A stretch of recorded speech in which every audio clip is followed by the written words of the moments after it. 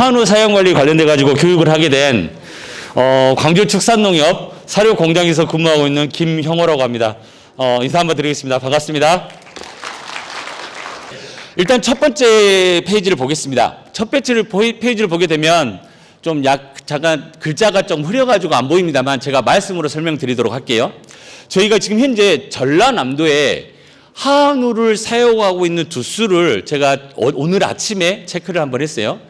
우리 전라남도에서 가장 많이 키우고 있는 지역이 어디일까요? 제가 숫자를 표시했는데요. 잠깐만요. 오케이, 잘 찾았습니다. 1번은 일단 나주입니다. 나주가 숫자로는 말씀드리기 좀 그렇고 일단 1등이 나주. 어차피 여기 계시는 분들이 숫자가 안 보이시니까요. 1번이 나주. 그리고 나주가 아무래도 넓기도 하고 아시는 것처럼 축산이 가장 먼저 발달한 시기였으니까요. 발달한 지역이기도 하고요. 그래서 1등이 나주고요. 2등이 무섭게 치고 올라왔죠. 영암군입니다. 참고로 영암군은 우리 전라남도에서 두 번째로 사람 머리 숫자보다 관내의 소 숫자가 많아지는 그런 지역이기도 합니다. 그래서 영암군이 2등이 됐고요. 그리고 3등은 장흥군입니다. 장흥군도 아시는 것처럼 사람 숫자보다도 소 대가리 숫자가 더 많은 거 아시죠? 예, 그렇습니다. 장흥하고 영암이 또 그런 상황이 됐습니다. 그 4등, 5등 그런 걸 거쳐가지고 무안 같은 경우는 전라남도에서 공동 5등이라고 생각하시면 될 것 같습니다. 그 정도 사육 규모를 보이고 있습니다. 이거 참고로 알아두시면 좋을 것 같아요.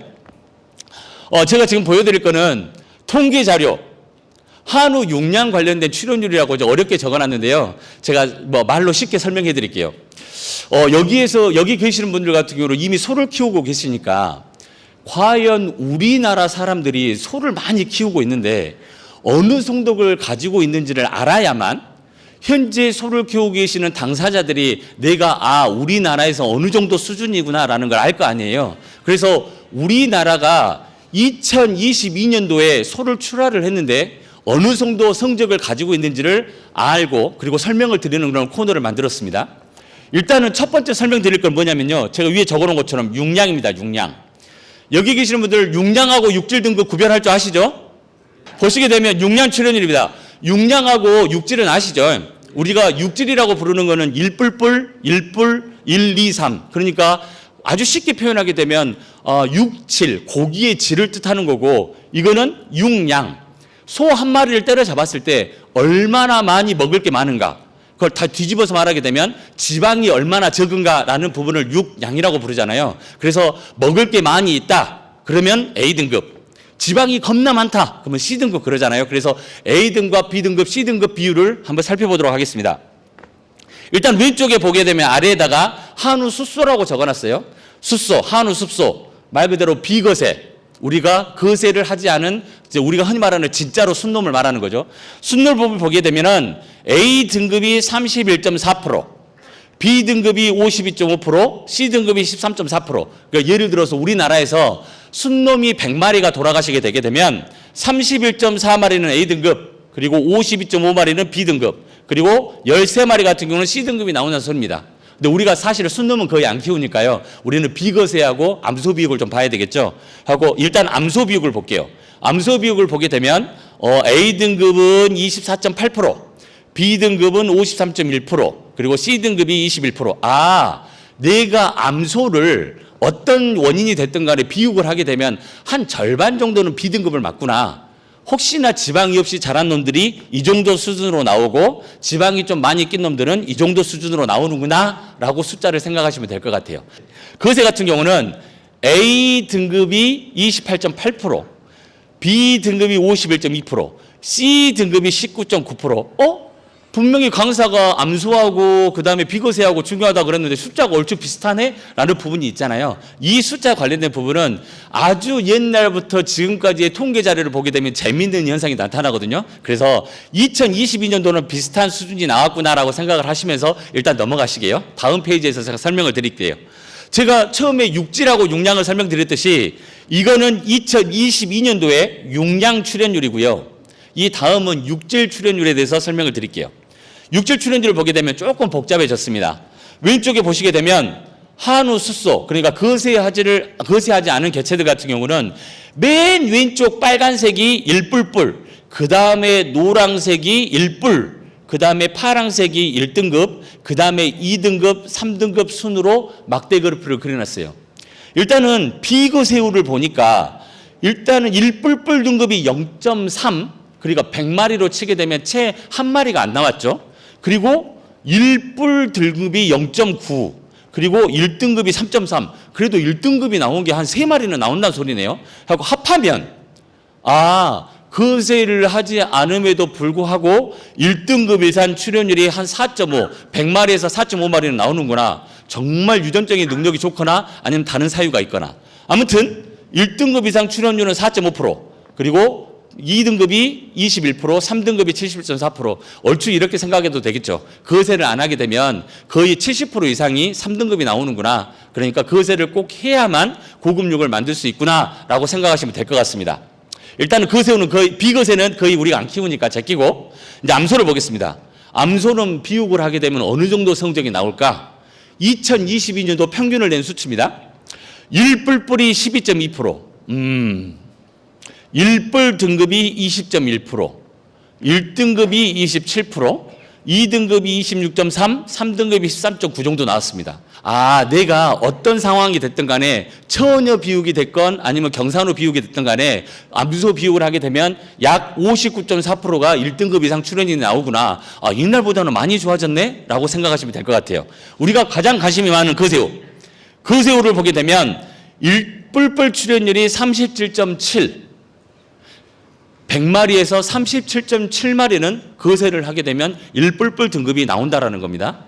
두 번째, 30.6, 1등급이 22.2. 그래서 1등급 이상 출연율, 우리가 통상적으로 고급육이라고 하게 되면 1등급, 1 플러스 등급, 1뿔뿔 등급을 이야기하는데 1등급 이상 출연율이 90.6%. 어마어마한 숫자죠. 100마리를 출하를 하게 되면 90마리 이상은 1등급 이상이 나와야 된다라는 겁니다. 혹시 여기 계시는 분들 중에 자신 있게 내가 비거세 출하를, 거세를 해가지고 비우고 출하를 했을 때 그래도 10마리 출하하게 되면 9마리 이상은 1등급 이상이 나온다라고 생각하시는 분 손 한 번만 들어봐 주세요. 한 80% 이상이 손을 드셨습니다. 과연 확실히 이렇게 무안 같은 경우는 소를 잘 키우시는 분들이 많이 계십니다. 근데 여기서 한 가지 우리가 기억해야 될 건 뭐냐면요. 이 숫자 솔직하게 부러운 숫자잖아요. 근데 이 부러운 숫자, 그러니까 100마리를 이렇게 도축을 해가지고 했을 때 90.6마리가 1등급 이상이 나와야 우리나라의 평균 수준밖에 안 된다라는 거예요. 이 자료가 우리나라에서 소를 키우고 있는 농가의 상위 10%, 상위 5%가 아니라 우리나라 평균 숫자가 이 정도 된다라는 거예요.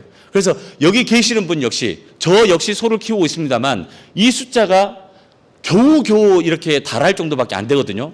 이게 저 역시 우리나라에서 평균 정도 수준밖에 안 된다라는 거예요. 아마 여기 계시는 분들도 어쩌면 이 숫자보다 훨씬 상이하신 분도 계시긴 하겠습니다만 이 숫자보다도 낮으신 분이 계실 겁니다. 이 낮으신 분 같은 경우는 저랑 오늘 열심히 공부해가지고 고급육을 많이 생산할 수 있는 그런 기회를 갖도록 하기입니다. 아셨죠? 제가 아까 몇 년도 오래전 자료부터 비교를 하게 되면 재밌을 거라 그랬잖아요. 이 자료는 뭐냐면 2005년도부터 제가 2005년도부터 뭔가 통계 자료를 내기 시작했나 봐요. 2005년도부터 2022년까지 해가지고 A등급, B등급, C등급 변화를 봤는데요. 비거세 말고 그 다음에 암소비육 말고 우리가 그래도 가장 관심이 많은 거세 비육을 대상으로 해서 A, B, C등급 비율을 조정을 반반 그렇게 통계 자료를 내봤습니다. 2005년도만 하더라도 누가 보더라도 B등급 숫자가 높고 그 다음에 A등급, 그 다음에 C등급이 나왔어요. 그러니까 될 수 있으면 그때는 맛있는 고기를 만들기 위해서 노력을 하기보다는 그냥 어떻게 하면 소가 이렇게 등치가 클까라고 고민을 했었던 시기 같아요. 그래서 2005년도 같은 경우는 C등급이 가장 낮고 그 다음에 B등급이 가장 많은 숫자를 보였는데요. 이 숫자가 점차적으로 바뀌죠. 특히 이 선을 한번 봐보세요. 빨간색 따라가는 거 보게 되면 이 빨간색이 뭐냐면 C등급, 아까 말씀드렸죠. 지방이 많아가지고 먹을 게 별로 없는, 그건 너무 나쁘게 표현한 거고 좀 좋게 표현하게 되면 나름대로의 어떤 고기량이 많아지는 그런 시기가 C등급이 보게 되면 말씀드렸죠. 예전에는 2005년도에는 고기량이 많고 등에 있는 지방이라든가 그런 게 낮았었어요. 근데 아시는 것처럼 고급육을 만들어야만 내 지갑에 들어오는 돈이 많아지기 시작하면서 사람들은 고급육을 만들기 시작을 했죠. 고급육을 만들다 보니까 불가피하게 사료도 많이 먹였고, 불가피하게 오랫동안 키웠고, 불가피하게 영양소 함량이 많은 사료를 급여하기 시작했죠. 그러다 보니 소 몸에 지방이 많이 붙어요, 적게 붙어요?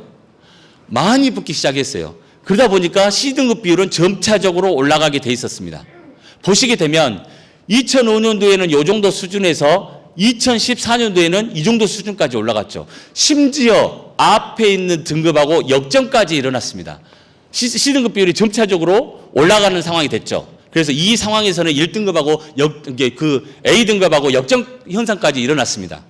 그만큼 여기 계시는 분들이 고급육을 만들기 위해서 아까 말씀드린 세 가지 영양소 함량이 높은 사료를 급여했고, 그래서 또 오랫동안 또 키웠고, 사료량을 많이 먹였고, 그렇게 하면서 고급육을 만들려고 노력하신 거죠.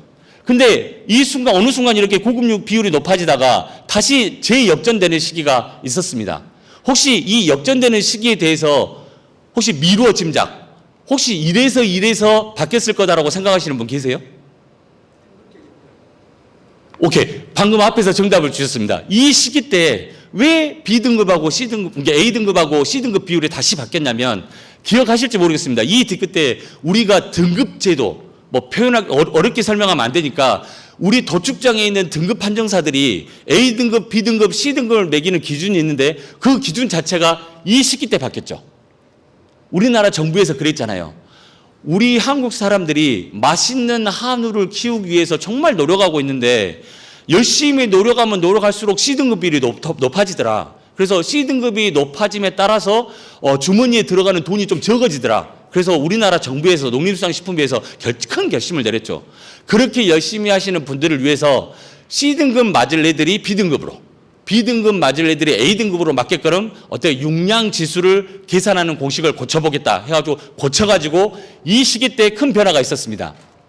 사료회사는 사료회사 나름대로 A를 맞기 위해서 노력하기 위해서 사료를 만들었고, 여기 계시는 양축가분들 역시 A등급을 맞기 위해서 사용관리를 바꾸셨고, 그리고 우리나라 정부에서 A, B, C를 계산하는 공식을 바꿔줘서 이 시기 때 A등급과 C등급의 비율이 다시 재역전되는 상황이 벌어졌다고 생각하시면 됩니다.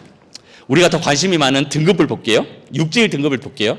이 육질 등급을 보게 되면 이 앞에 있는 숫자는 고급육 출연율입니다. 아까 제가 고급육 출연율이 1등급 플러스 그다음에 1뿔뿔 등급 더하기 2개 있는 거, 이 세 개를 합한 거를 1등급 고급육 출연율이라고 했는데, 이 출연율을 보시게 되면 2005년도 같은 경우는 70.3%밖에 안 나왔어요. 100마리를 출하를 하게 되면 약 70마리 이상만 1등급 이상이었거든요. 근데 점차적으로 기술이 발달하고 양축가들의 여기에선 또 한 가지가 플러스 됐었을 겁니다. 정축계량협회에서 우리 정액 관련돼 가지고 엄청나게 많이 신경을 썼잖아요. 그래서 그런 부분까지 플러스가 되다 보니까 2022년도 같은 경우는 90.6%라는 엄청난 숫자가 이렇게 나오게 됐습니다. 여기서 유독히 또 봐야 될 거는 1뿔뿔 출연율인데요. 이 1뿔뿔 출연율이 파란색 선입니다. 이 선을 따라가야 될 것 같아요. 2005년도에는 이 정도 숫자밖에 안 되다가 점차적으로 올라가면서 이제 이위에 있는 2등급을 역전을 했죠. 역전을 해가지고 역전을 하다 못해서 1등급도 역전을 하고 이제는 1뿔 등급까지 역전을 해서 지금 현재 2022년도 같은 경우는 1뿔 출연율보다도 1뿔뿔 출연율이 더 높은 상황이라고 보시면 됩니다. 그래서 저도 엊그저께 출하를 했습니다만, 출하해가지고 나 1뿔뿔은 별로에서도 1뿔 등급이 많이 나왔다, 그거 자랑할 일이 아닙니다. 지금 우리나라 평균적으로 봤을 때 비거세 말고 거세를 키우시는 분들이 출하를 하게 되면 1뿔뿔 출연율이 1뿔 출연보다 훨씬 높다라는 거, 그 부분을 꼭 기억해 두시기 바랍니다. 더더군다나 이 시기 때 또 역전이 조금 일어났잖아요.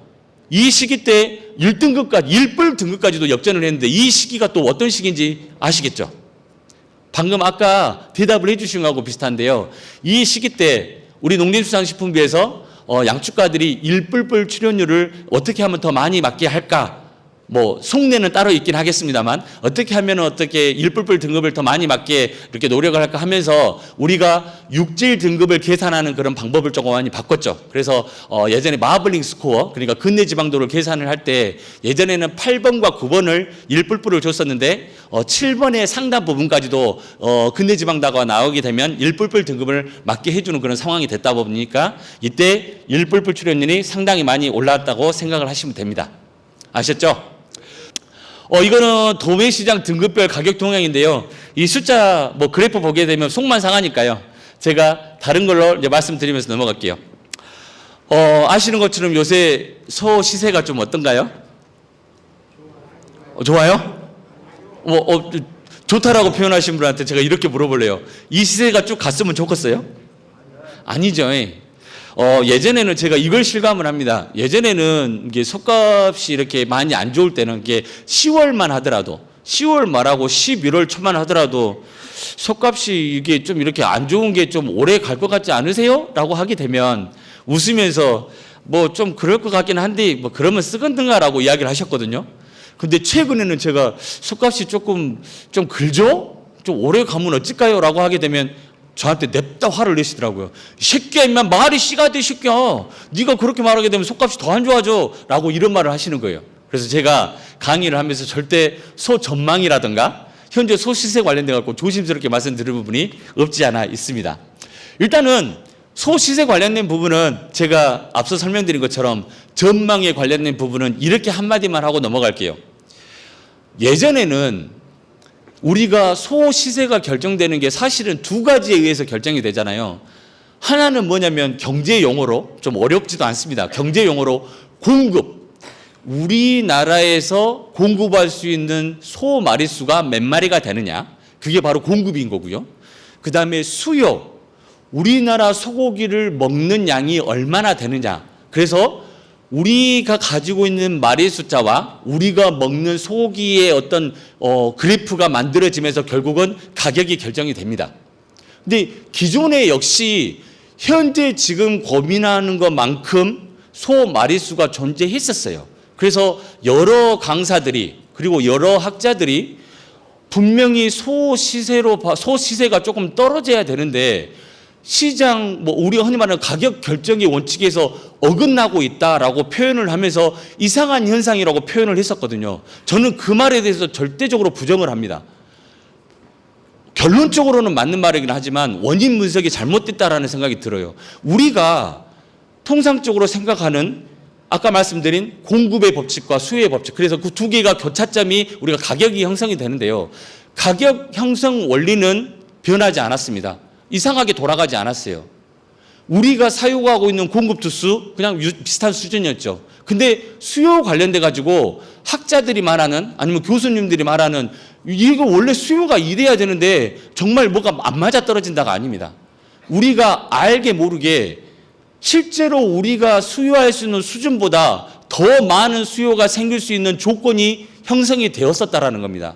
가장 대표적인 예를 든다면 한참 우리가 코로나가 처음 터질 즈음에 그때 솥값이 약간 떨어지려다가 왜냐하면 사람들이 소비가 유축돼서 실제로 한우 고기를 안 사 먹으니까 실제적으로 그 소 가격이 잠깐 떨어질 기미가 보였었죠. 그래서 어떤 학자들은 그랬습니다.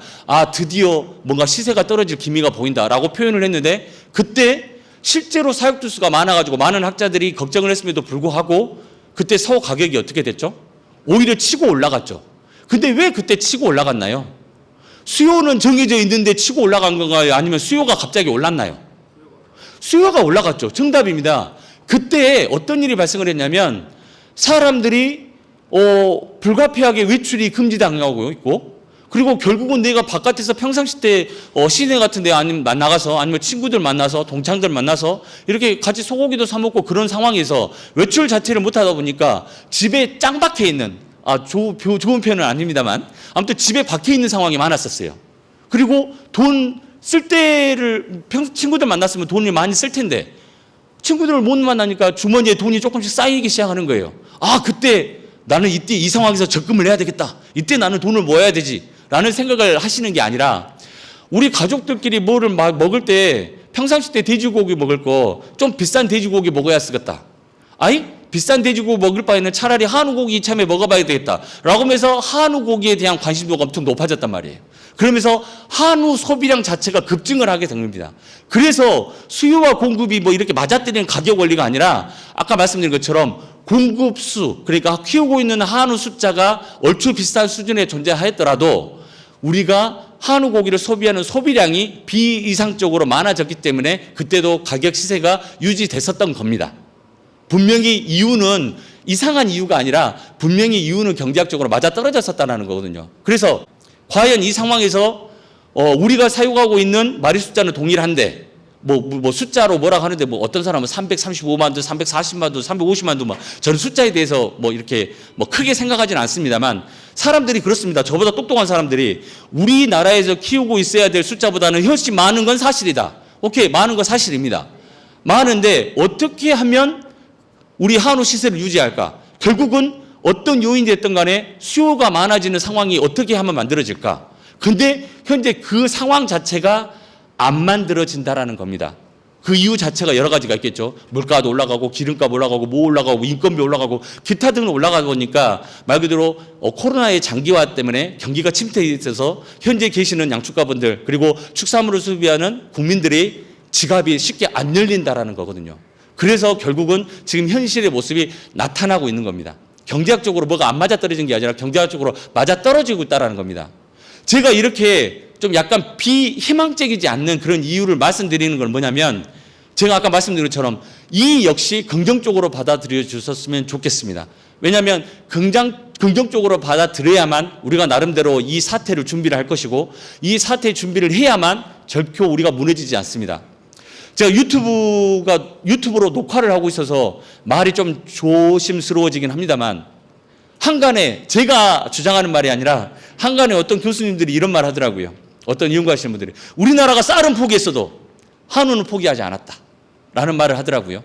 그리고 어떤 정부 같은 경우는 우리 축산을 없애려고 노력을 했었는데 이번 정부는 축산에 대해서 다행히 거들떠 보지도 않더라. 다행히 관심이 없더라. 이걸 긍정적으로 받아들이고 그렇게 말하시는 제 의견은 1도 없습니다. 다른 교수님들이 다른 연구하시는 분들이 그런 긍정적인 말을 해주시더라고요.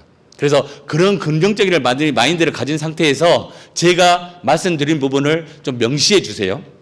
우리가 사료 가격이 최근에 울컥지퍽했었죠. 작년 같은 경우 계속 오르다가 작년 말에 조금 내려주고 이번에 뭐 이렇게 가격 인하도 아니고 특정 기간 해가지고 할인했죠. 여기 할인 다 적용 받으셨죠? 여기 사료를 어디 사료를 쓰신지는 모르겠습니다만 최근에 조금 할인했잖아요. 근데 사료 가격 인하란 말을 쓰던가요? 아니면 사료 가격 할인이란 말을 쓰던가요? 할인이란 단어를 썼죠. 지금 현재 잘 알고 계셔야 돼요. 각 회사별로 일반 회사가 됐건 아니면 농협 마크를 달고 있는 사료가 됐건 사료 가격을 인하하지 않았습니다. 특정 기간 동안 할인을 했습니다. 그 말은 뭔 말이냐면 사료의 가격을 미루어 짐작하는 사람들이 봤을 때 사료 가격 인하 요인이 불보듯 훤하다면 이번에 할인을 하지 않고 인하를 했을 겁니다. 근데 왜 사료회사에서 인하를 하지 않고 특정 기간 동안 할인을 했을까? 그거는 뭔가 물음표가 크게 쳐진다라는 겁니다. 물음표에 대해서 제가 자세히 설명드리기 전에 우리 곡물 가격, 국제 곡물 가격에 대해서 제가 설명을 드릴게요. 아시는 것처럼 우리 사료는 보통 적게는 20가지, 많게는 30가지의 사료가 이렇게 섞어져 가지고 배합 사료가 만들어집니다. 우리가 만드는 사료를 만드는 원료 중에 감히 말씀드리게 되면 85% 이상은 외국에서 수입해 가지고 오는 원료를 가지고 사료를 만듭니다. 그래서 우리가 만드는 사료의 가격은 뭐에 의존을 한다? 국제 환경에 의존을 합니다. 첫 번째 달러, 양키 돈 있잖아요. 달러. 그리고 두 번째 심지어 외국 날씨에 의해서 우리가 사료 가격이 왔다 갔다 합니다. 예를 들어서 옥수수를 키운 지역에서 홍수가 나불었다. 그럼 홍수가 나불면은 그냥 옥수수 다 쓰러져 볼 거 아니에요?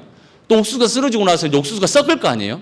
그럼 옥수수가 다량 썩으면은 우리나라에 들어오는 옥수수 가격이 엄청 올라가 버려요. 엄청 올라가게 되면 당연히 사료 가격도 올라가죠. 그래서 우리나라는 아까 말씀드린 것처럼 85% 이상이 외국에서 수입하는 원료를 쓰다 보니까 외국의 날씨, 그 다음에 환율, 외국의 기름값, 외국의 백값, 운송료, 백값 그런 등등에 의해서 우리나라에 있는 사료 가격은 왔다 갔다 하거든요. 그래서 제가 국제 곡물 가격을 조금 설명을 드리고자 합니다. 잘 한번 보세요. 이 왼쪽을 보시게 되면 노란색 그래프부터 이렇게 쭉 그래프가 점점 바뀌어요. 이렇게 바뀌는데요. 빨주노초 파남보 이렇게 무지개로 이쁘게 한번 만들어 봤는데 막상 본게 촌스럽네요. 일단 보시게요. 맨 왼쪽이 2021년 1월 달의 가격이에요. 뭔 가격? 옥수수 가격. 이때 옥수수 가격이 한 220원 정도 했나 봅니다. 220, 30원 하던 것이 쭉쭉쭉쭉쭉쭉쭉 올라가지고 이 그래프 22년 9월 그러니까 작년 9월 시점에 얼마까지 올라갔죠? 550원까지 올라갔어요. 딱 정확하게 2배 땅이 넘었죠. 대단했었죠. 그래서 이 대단했었던 원료를 여기 계시는 분들이 사용을 하셨고 많은 가격을 주고 축협에서는 어떻게 이렇게 원료 가격이 비쌈에도 불구하고 동일한 가격의 사료를 팔 수 없으니까 당연히 사료 가격을 올렸을 것이고 그래서 아주 비싼 가격에 원료를 사용하셨습니다.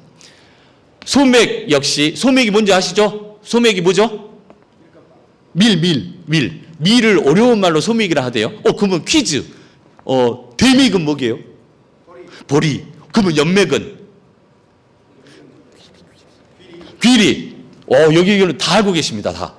그렇게 한자로 바꾸면 그렇게 되더라고요. 아무튼 옥수수 가격이 이렇게 됐고 소맥은 이렇게 됐고 대두박 우리 콩에서 우리 지름 빼고 난 나머지 있잖아요. 그걸 대두박이라고 하거든요. 대두박 체중박 보면은 그래프가 다 이런 식이죠. 일단 쭉 올라갔다가 약간 주춤 올라갔다가 주춤 올라갔다가 주춤 올라가다가 주춤 이 그래프 때문에 이 나머지 원료는 참고로 보세요. 이 그래프 때문에 많은 학자들이 많은 양축가들이 많은 연구하시는 분들이 그래요. 내년이란 게 지금 이번 연도겠죠. 2023년도에는 사료 가격이 많이 떨어질 것이다. 그래서 현재 소시세가 안 좋긴 하지만 사료 가격이 떨어지기 때문에 그리고 환율이 안정됐기 때문에 나름대로 사료 값이 좀 안정되거나 떨어지게 되면 우리 소 키울만 하다. 걱정하지 말아라. 이렇게 긴장감을 놓으시는 분들이 많이 계십니다. 그리고 뉴스에서도 그런 긴장감을 놓치게끔 그런 방송도 많이 하고 있고요. 저는 그 방송을 다 두드러 깨버리고 싶습니다. 여기 계시는 분들 긴장 타셔야 됩니다. 왜 어떤 긴장을 타셔야 되는가를 제가 설명을 드릴게요. 현재 우리 러시아하고 우크라이나하고 전쟁이 끝났습니까? 아직도 계속 활발하게 진행 중입니까? 진행 중이죠. 저는 몰랐었는데요. 러시아가 그렇게 무서운 놈이고 우크라이나가 그렇게 무시무시한 나라인지 몰랐어요. 어느 정도였냐면요. 우크라이나에 있는 해바라기 밭이 있어요. 해바라기 밭. 근데 이번에 전쟁 때문에 해바라기 밭이 다 불타버렸단 거예요. 그러면 해바라기 밭이 불타면 불타쁜 거지 뭐 그게 걱정이다냐 그랬거든요. 근데 우크라이나에 있는 해바라기 밭이 불탐으로써 어떤 현상이 일어났는지를 제가 설명을 드릴게요. 우크라이나에 있는 해바라기 밭이 불이 났고 불이 남으로 인해서 해바라기가 다 타버렸어요. 다 타버리다 보니까 해바라기에서 해바라기 씨앗을 절대 구할 수가 없었던 거예요. 그러면 해바라기 씨앗을 못 구했네? 그랬더니 해바라기 씨에서 해바라기 씨유 기름을 뽑아내야 되는데 기름을 못 뽑아냈어요. 해바라기 씨에서 해바라기 씨유를 못 뽑아냈더니 다른 기름값이 올라가기 시작하는 거예요. 어떤 기름값? 옥수수유, 대두유, 채종유, 이제 유채기름 그런 것들의 기름이 값이 빡 올라가게 되는 거예요. 그런 기름값이 올라가게 되면서 어떻게 됐죠? 우리 통닭 튀길 때 뭐로 튀겨요? 기름에다 튀기죠. 기름값이 올라가서 통닭값을 올려야 되겠다라는 거예요. 그래서 실제로 지금 통닭값이 올라왔어요, 안 올랐어요? 올랐죠. 이게 러시아하고 우크라이나하고 둘이 이렇게 전쟁 한 번 함으로 인해서 이렇게 파생돼 가지고 된단 말이에요. 지금 현재 러시아하고 우크라이나가 뭐 전쟁이 조금 이렇게 서로 이제 안 싸우려고 그런다 기타 등등 그런 이야기가 나오지만 현재 전쟁을 활발하게 진행 중이고 러시아에서 생산하는 곡류가 정말 어떤 곡류는 세계에서 2위, 어떤 곡류는 세계에서 3위, 우크라이나 역시 어떤 곡물은 2위, 어떤 데서 3위. 정말 우리나라에 공급하는 원료량이 어마어마하게 곡물이 무지무지하게 많았었던 거예요. 근데 이제 전쟁이 끝날 정도 되니까 좋아지겠지라는 편견 아닙니다. 전쟁이 진행되면서 얘들이 못한 게 하나 있어요. 수학을 못해가지고 버려본 거, 불타갖고 버려본 거는 버린 거라고 치는데 걔들이 전쟁이 있음에도 불구하고 파종이란 거를 했을까요? 안 했을까요? 안 했죠. 파종을 안 했어요. 결국은 전쟁으로 인해서 부족했던 곡물들이 이번 연도까지 진행이 될까요? 안 될까요? 내년까지 진행이 될까요? 안 될까요? 진행이 된단 말이에요. 물론 미국이 이런 전쟁을 대비해서 옥수수를 겁나 많이 심었대요. 파종량도 원래 한 마직에다가 1kg 뿌려야 되는데 더 1.5kg 뿌리고 막 그랬대요. 노력을 많이 하긴 하는 거죠. 국제 곡물 가격을 안정시키기 위해서. 그러나 러시아하고 우크라이나 아까 제가 말씀드린 것처럼 어떤 곡물은 2위, 3위, 3위, 4위 그런 거를 미국이 다 우리가 흔히 말하는 사투리 써서 반가이 할 수 있어요? 없지요. 분명히 국제 곡물 시장이 지금 한순간 좋아지긴 했지만 그렇게 좋아지지 않을 거라는 게 제 개인적인 생각이자 저의 생각을 뒷받침해 주시는 박사님들이 많이 계십니다. 우리 긴장 타셔야 됩니다. 우리 사료 가격 그렇게 많이 떨어지지 않을 거예요. 무슨 말인지 아셨죠? 이럴 때일수록 저랑 강의를 같이 하시면서 고급육 생산하는 방법 다시 한번 뻔한 이야기일전저 다시 한번 생각을 하면서 메모하셔가지고 지켜나가야 되고 번식구 사양관리 관련돼 가지고 한 번 생각할 거 두 번 생각하기고 한 번 잊어먹을 뻔했던 거 아니면 귀찮아서 안 했던 거 다시 한번 생각하시는 계기를 가졌으면 좋겠습니다. 제가 너무 부정적으로 말씀드린 거 아닙니다. 긴장 타자라는 겁니다. 아셨죠?